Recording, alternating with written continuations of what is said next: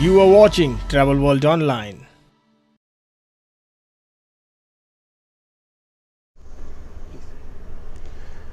Well, thanks very much first of all for having me, Anil. Good to have you on board.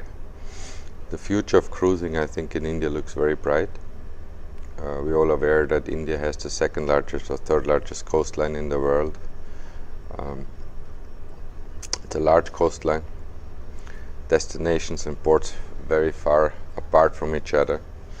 Even if everyone thinks that it just takes a few minutes to get from one place to the other place, it's fairly a distance. And I was also previously telling, since we started in 2021 in September, we have sailed quite a distance. Even sailing out of Mumbai, Goa, Cochin, Lakshadweep, over this period of time we have sailed all the way to the moon and back almost.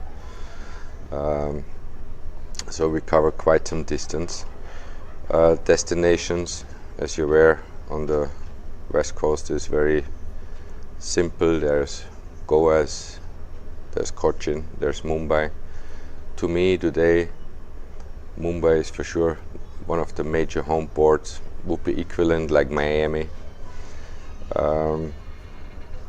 Then Goa is definitely one of the preferred destinations for most of our Indian guests, pan-India.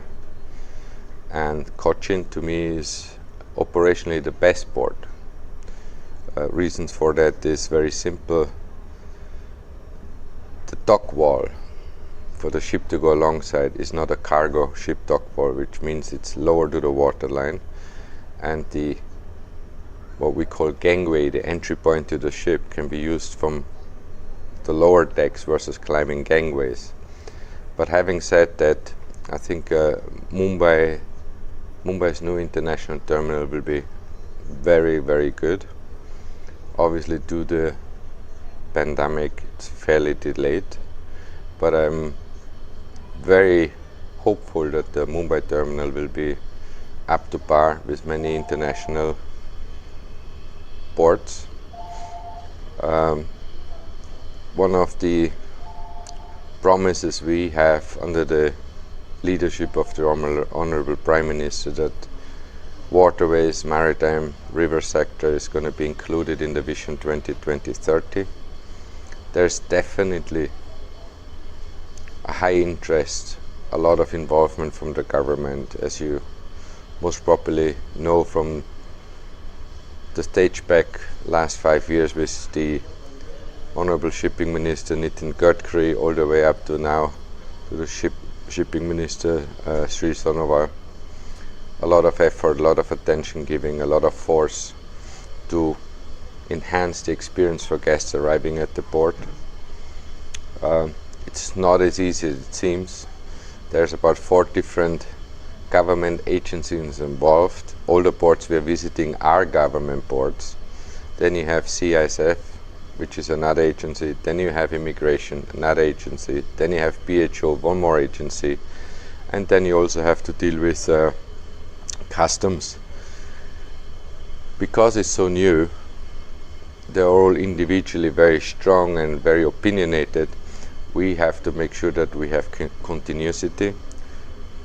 The more of the same people are involved in it, the easier it gets. But of course these are all elected positions, so they change every other 2 or other 4 years, which makes it a little bit more challenging.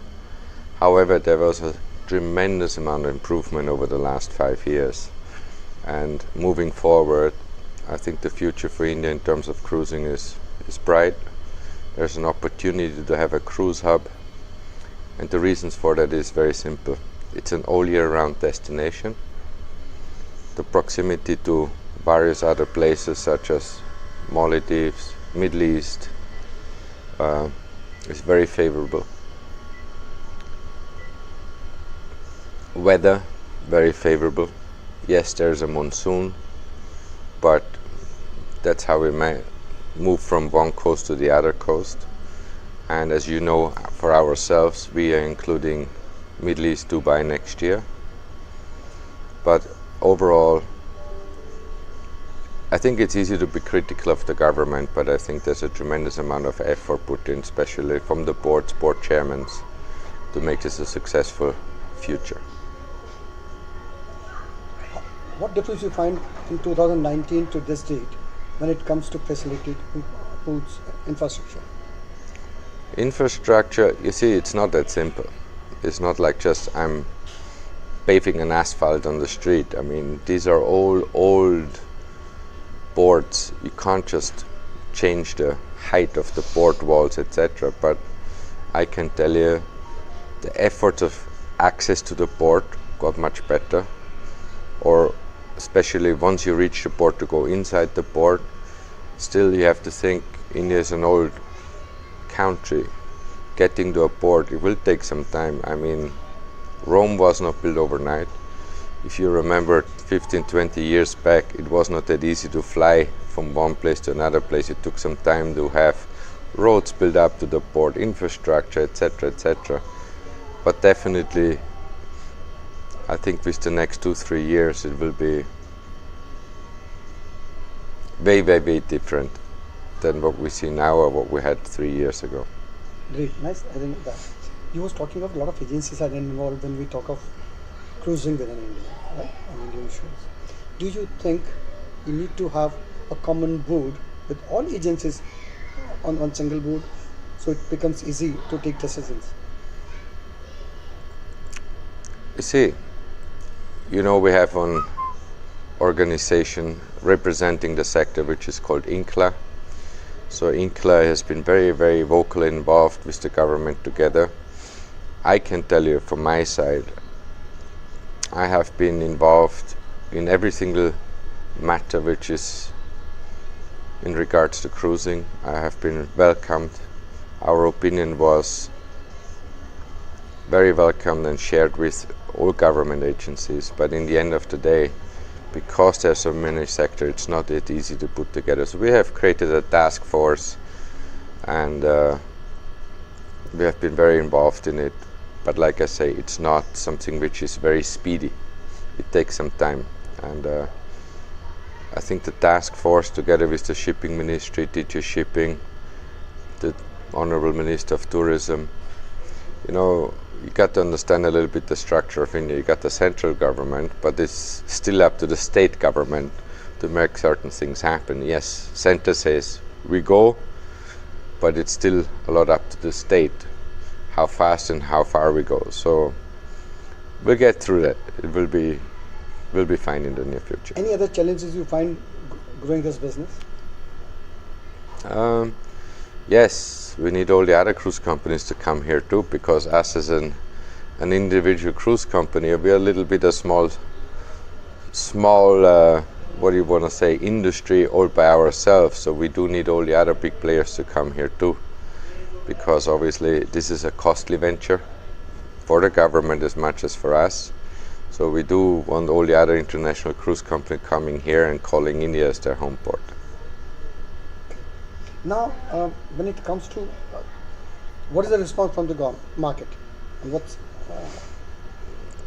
So that's a good question. So if you go back to 2018 pre-pandemic or now post-pandemic, you had about 200,000 guests, 2 lakh guests going on cruises a year from India, which is very little. If you think the potential of cruises out of India, let's say 7-8%, which is still about 100 million people, is 3 times the size of the total cruise market in the world. So potentially India alone of potential cruises could fill the entire global cruise market 3 times. Having said that, with Cordelia starting, we have doubled the cruise market in 1 year. So we have alone ourselves, if I go back to 2021 when we started during the pandemic, we have had 500,000 guests sailing on our beautiful ship. So for the financial year 22-23, we had 240,000 guests on board, and I can happily say we had a lot of happy families enjoying our cruise product.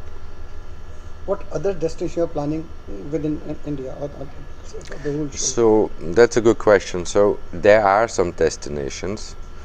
while we're educating Indian guests to go on cruises, especially when it comes to the Mumbai side, there are ports like Diu, Porbandar.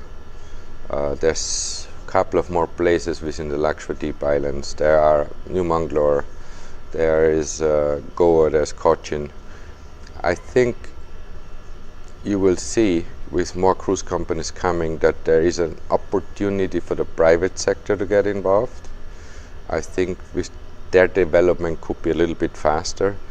I wouldn't be surprised to see at least another 3-4 ports close to Mumbai being available, but I think also on the east coast you will see Kolkata is going to put force in. Vizag is going to open a brand new cruise terminal over the next 6-7 months. There are a couple of great destinations which we have to work on. I think Pondicherry has a potential. Port Blair will come into the picture once we have educated Indian cruisers to go a little bit longer cruise trips. I think Port Blair will be a great destination. So there are great opportunities, but you will only see within the next 2-3 years extra new destination coming up. In my opinion, India has the potential to be one of the largest cruise hubs in the world. No doubt about this. You know, India has a big upper middle class population. And will get bigger. Yes. And 2-tier, 3-tier cities, do you think there's high time to change their mindset? What they think is cruising is for just elite class? Well, good question. It is funny, I have to share with you. Even in cruise markets where cruising is a regular vacation, there's still the myth that cruising is only for the rich and famous. To me, as you hear me saying all the time, cruises is an affordable luxury, waking up every day in a different place. Cruises absolutely today one of the most affordable vacations. If you look at the product value from entertainment, eating, food, etc., etc., it will take time for people to understand that cruising is not just for the rich and famous, it's for everyone.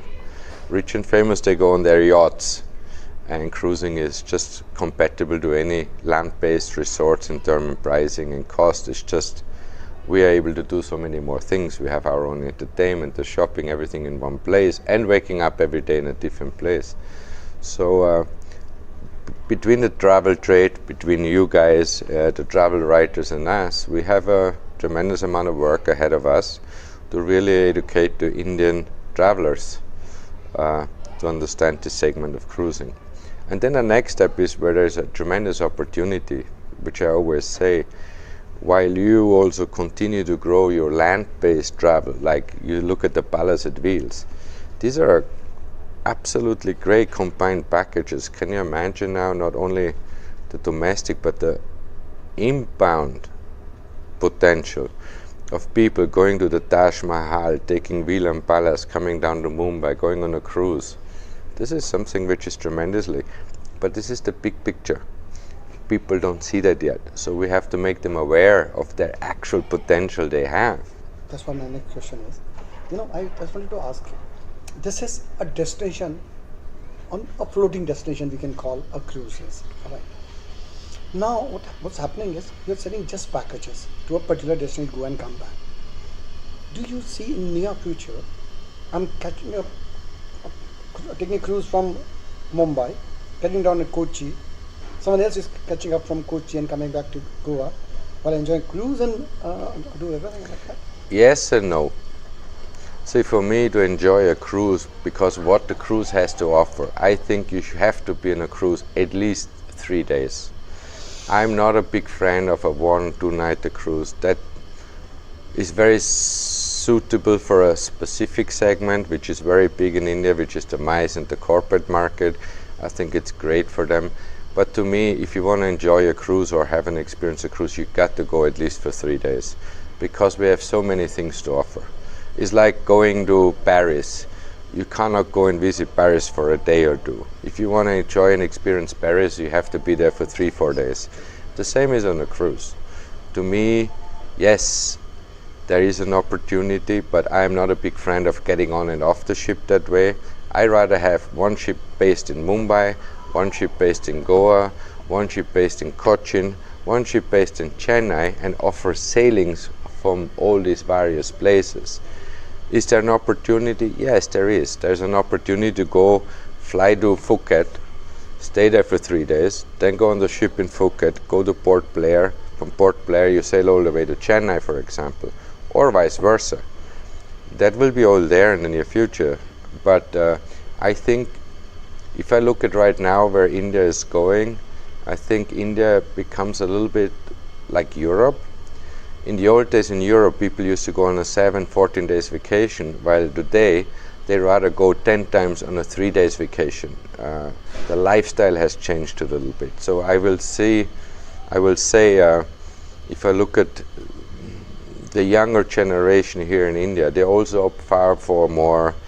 We rather go 10 times for a 3 day vacation than going 2 or 3 times on a 7 or 8 days vacation. So I think there will be a tremendous shift again on how often you go on vacation versus how long you go on vacation. So that will have definitely an impact. But for me, cruising, it requires at least 3 days to experience a cruise. Sri Lanka, you was talking about, can we see Sri Lankans coming to India? Oh, I'm sure eventually. I mean, they're consistently asking if people could come on board in Hambantota and sail with us. I think yes. So I'm looking into an itinerary, perhaps with the next ship, sailing out of Cochin, going to Colombo, and stay overnight in Colombo, sail down to Male, then we go up to the Lakshadweep Islands back to Cochin, which is a 5-nighter. So potentially you could have people getting on board from Cochin doing a 5-nighter and going on board in Colombo and doing a 5-nighter, starting and finishing in Colombo. So that definitely will be the future, and there's a great possibility for that. What we can expect by 2025 for Cordelia? How many vessels? I get this question was everybody wants to know. Getting a vessel is easy. There's not sustainable. Sustainability is not difficult either. But then again, like I said, we're in an infant stage when it comes to port operations. Right now, all our ports in India only can handle and have space for 2 vessels. Now, if we want to invite everybody else to also come, it's going to get really tight. So we got to make sure we have a clear understanding between all the cruise company, who is developing which segment, which market, because everybody is different. As you know, we are the Indian cruise company. Of course, other cruise companies which come here, they have their own structure, their own offerings. But you know, ships are much bigger now. This is one of the last smaller vessels available. Port infrastructure has to change. And today in Goa, Mumbai, Cochin, there's only space for 2 cruise ships. But we need at least 5, 6, 7, 8, 9 ships to come here. So we need to grow at the same speed as ships are growing and coming to India. So it will take a little bit time. So for me to bring the 2nd ship, the 3rd ship, is not about getting the amount of guests on. It's about from where are you going. So if we would have the monsoon season, there's no way we can have sailing 2 ships out of Chennai, because destinations are, we only could do the same thing. There's no need for 2 ships doing the same thing. So that's why we're also developing Dubai from next year. Do you think private investment in the port sector? Oh, absolutely, it will come. But again, understand that all the major ports are in the government hand. It's not that easy. There's a huge amount of land. I know there's a huge interest. On PPP mode, yes, why not? There it is. There's a huge interest. But then again, the bureaucracy in India, and because they have never done it, it's a long process. It's not like they say, okay, let's get together, we're doing it tomorrow. It will take time, but it will happen. It's a policy decision. It will happen. Great. Now, your target for this year, So what is the occupancy as of now on sailing, when you are sailing to different itineraries, and what all itineraries you have, I would like to have from you as of now, what you are running and what we are planning by the end of this year. So this financial, anyway, our itineraries are planned 18 months in advance. So I already know where we're going in 18 months. Yeah. So our financial year from April 23 to 24, we will carry approximately 260,000 guests with an average load factor of 103-104%. And we will be, this year, it's purely India, so we are doing, during the non-monsoon season, home porting from Mumbai. Our favorite destination, Lakshadweep, which has been the most popular destination, is going Mumbai, Goa, Cochin, Lakshadweep, Mumbai. And then of course in the monsoon, as we prepared last year, it was Sri Lanka. Didn't happen, but this year we're doing it. So we are sailing from Chennai the entire monsoon season. Weekend cruises, non-visa, no passport, Chennai, Haisi, Chennai. And then during the week, 5 nights to visit the 3 main destinations in Sri Lanka. So far so good. You've seen yourself, the port itself, the infrastructure is good. Weather is okay, is also good. So I'm very hopeful that this is going to be super successful, but it will take time. Any message you would like to give to our viewers? Go and enjoy a cruise. I think it's an incredible value for money, and as I mentioned earlier, cruising is affordable luxury, waking every day up in a different place without having to check in and check out and experience your own country, your own hospitality. And I think Cordelia is for sure the best way to start to experience how cruising is, with home away from home, the Indian way, and India definitely deserves their own cruise company. Thank you very much for talking to us. Thank you.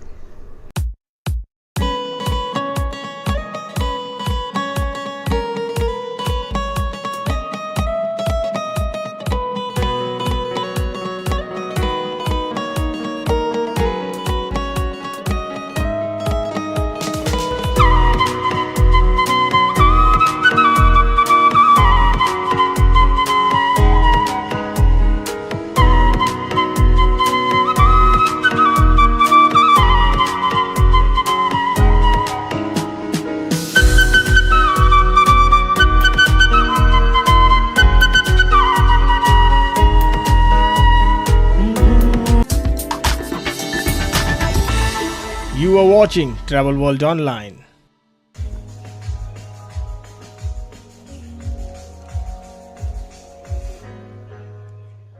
India's Union Minister for Port, Shipping and Waterways, Sarbanand Sonowal on Monday flagged off India's first international cruise from Chennai port to Sri Lanka. Named Cordelia Empress, it has marked a new chapter in the growth of cruise tourism in India. On the occasion, President and CAO, Cordelia Cruises, Jurgen Bailam said, Ladies and gentlemen, this is a very historic day today. I know it was just a year ago when we came first time to Chennai, and we are very happy and lucky to call this beautiful port of Chennai our second home. I know we don't want to, yes, please go ahead. You are absolutely allowed to go. The pandemic stopped all the cruise business in India, and I'm always proud to say that when there was no tourism happening in India, we were the first ones to start in September 2021 under the leadership of our Honorable Minister, which was so supportive of getting us back on our feet and support tourism in India. More importantly, the last 2 years, because of the leadership of our Honorable Prime Minister, which has led this country so beautifully through this situation, but even more through the geopolitical situation, which we, I think, in India, done an incredible job. So congratulations on our central government for that. They've been incredible. almost 3 years it has been. We had 400,000 super happy guests on board the beautiful Cordelia Empress. And we are extremely proud to be the first Indian cruise company and cruise liner. Please don't misunderstand. We are not an international cruise liner. We are Indian's cruise liner, not international. We are Indian by heart and in every way. And we're going to take approximately 50,000 Indian guests to Sri Lanka over the next period of 4 months.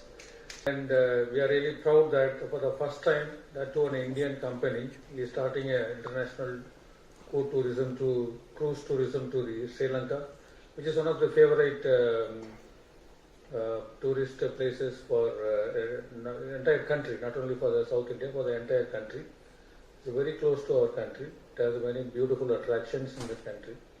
So, from the state government, I'm sure that we will extend all support for this cruise tourism for further development. I feel that there is a lot of potential from Chennai. In fact, even tours we can think of arranging from here. It is a day of great significance for Chennai Port, which has been hosting international cruises, but they were few and far between. We used to have around 6 to 7 calls every year, and as indicated here, our Honorable Prime Minister decided that cruise tourism, we should showcase the potential of this country in terms of heritage, in terms of natural beauty, in terms of antiquity, and with that, he decided to give impetus to cruise tourism in India. We are witnessing this historic event when the first regular international cruise is starting from this port, which is the third oldest major port in this country. I'm sure that not only for Chennai Port, but for the entire coastline of this country, many such wonderful landmarks are awaiting. So I really, as per his commitment, when we had one-to-one discussion, then Mr. Jagan promised, of course, we are ready to operate it like this. So today, he made his word into a reality of happening. I'm really thankful to Jaganji with your team. You have taken all kind of initiative, and in this particular endeavor, whatever important initiative also taken by Chennai Port Authority under the leadership of Palwalji, and also the special support extended by the Department of Tourism, Government of Tamil Nadu. It is always praiseworthy. It is a teamwork. As per our Prime Minister's vision, we have all been working together in the spirit of Team India. And that spirit has helped us a lot to make a holistic working relationship to carry our agenda forwards.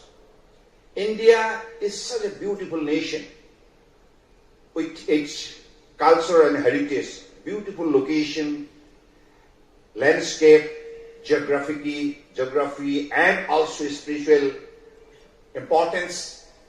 So, as per the available resources, if we could develop our infrastructure and if we could develop the environment of drawing the attention of the domestic as well as international tourists, then definitely this kind of exercise will always pay a dividend for all of us.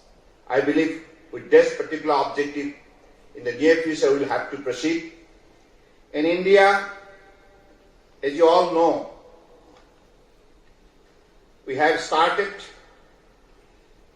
International Cruise Terminal Mumbai, developing this particular terminal to an international standard. We are spending more than 500 crores. You are watching Travel World Online.